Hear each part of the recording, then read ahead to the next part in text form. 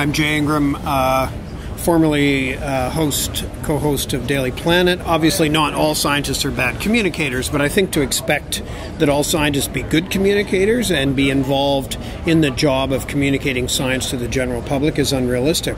I mean, for one reason, they're incredibly busy as it is, writing grants, doing research, lecturing, and so on. So to add communication onto that might seem to some people to be a reasonable request, but that means that they think communication is a tiny little add-on, like, you know, going to the gym once a week.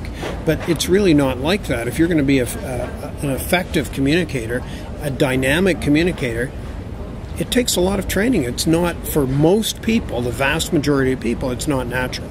So I think that if the desire is to have scientists communicating broadly to the public about their work, I see problems with that. It's not something you can just turn on like that.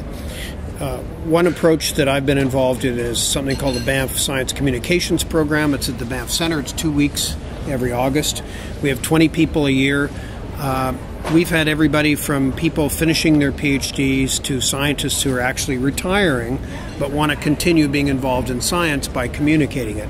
And the point of this program is that because it's 2 weeks and it's intense, the people in it get exposed to much, much more than just some tips on how to deal with the media. In fact, we don't even do that.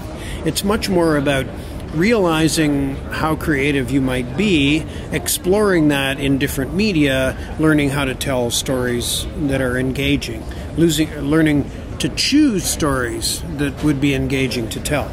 So, you know, gradually, slowly, we've now got more than 100 people who've come through that program. We are seeding the country and internationally with people who really have a fever to communicate science effectively. And I think that this kind of cadre of people that are sort of between the public and the scientists can play a really important role. If you have a story and you think it's a great story, you should know, or you should find out, where that story is likely to play best. For that, you have to know, who do you want to communicate it to? The world? Or is there some segment of society that you think would be the best to tell this story to? And if so, how do you get it to them? Is it by television, radio, podcast, blog?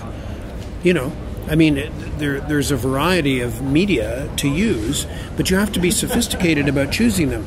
And, you know, for most scientists at a university, they can go to people in their communications department and hope that the communications people think that way too. But if communications people say, well, we'll just send out a press release, if I were a scientist, I would say, okay, well, I'll do something on my own as well, because press releases, you know, I can tell you at Daily Planet, where we're generating, who knows, 6, 8, 10 stories a day, we'd actually disregard press releases. They're just not, they're not useful.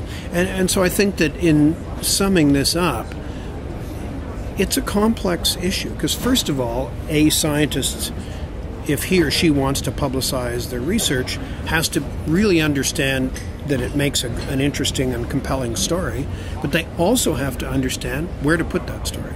And if you don't, it's not going to get good play, and the whole effort will fail.